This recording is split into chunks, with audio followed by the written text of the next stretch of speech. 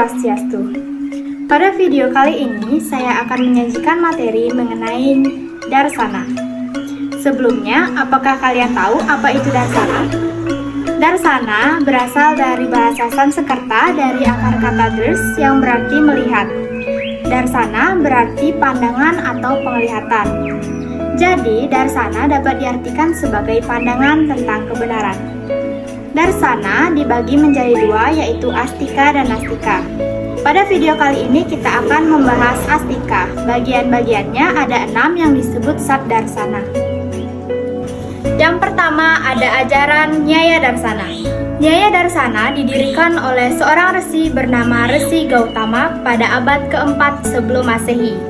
Pokok-pokok ajarannya, yang pertama ada Pramana, yang kedua ada Prameya, yang ketiga ada Samsaya, yang keempat ada Prayojana, yang kelima ada Drstanta, yang keenam ada Siddhanta, yang ketujuh ada Awaya, yang kedelapan ada Tarka, yang kesembilan ada Nirnaya, 10 Wada, 11 Jalpa, 12 Witanda, 13 Hetwabasa, 14 Cala, 15 Jati, 16 Nigrahastan.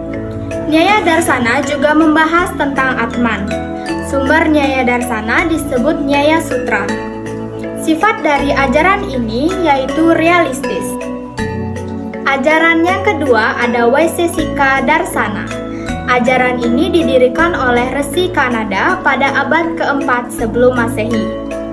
Ajaran ini mengungkapkan apa yang memberikan kesejahteraan di dunia ini dan yang memberi kelepasan yang menentukan.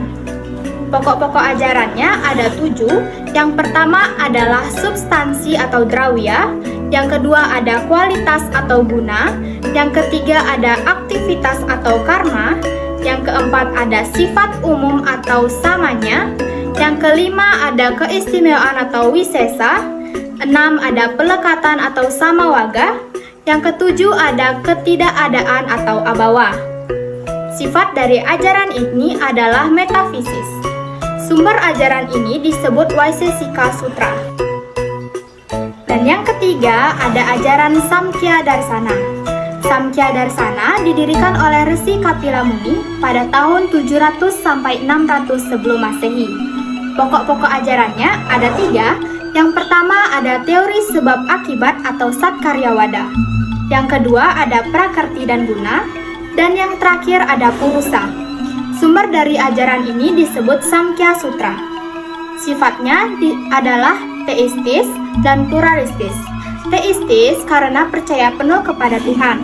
Sedangkan pluralistis karena ajaran ini menganut 2 sifat yaitu realitas dan dualistis.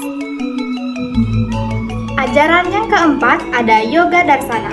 Yoga Darsana didirikan oleh Resi Patanjali pada tahun 700 sampai 600 sebelum Masehi. Pokok-pokok ajarannya, yang pertama ada Samadhipada, Sadhanapada, Vibhutipada, dan yang terakhir ada Kaivalyapada. Yoga Darsana mengajarkan bahwa yoga sebagai jalan untuk memperoleh Viveka Jnana. Sifat dari ajaran ini adalah praktis. Sumber dari Yoga Darsana adalah Yoga Sutra. Yang kelima ada Mimamsa Darsana. Mimamsa Darsana didirikan pada abad ketiga sampai kedua sebelum Masehi oleh Resi Jaimini. Pokok-pokok ajarannya yang pertama ada Upamana, yang kedua ada Sabda, yang ketiga ada Artati, yang keempat ada Anupalabdi, yang kelima ada pokok ajaran etika, dan yang terakhir ada moksa. Sumber dari ajaran ini disebut Jaimini. Sifat ajaran ini yaitu pluralistis, mengakui banyak jiwa, dan juga realistis.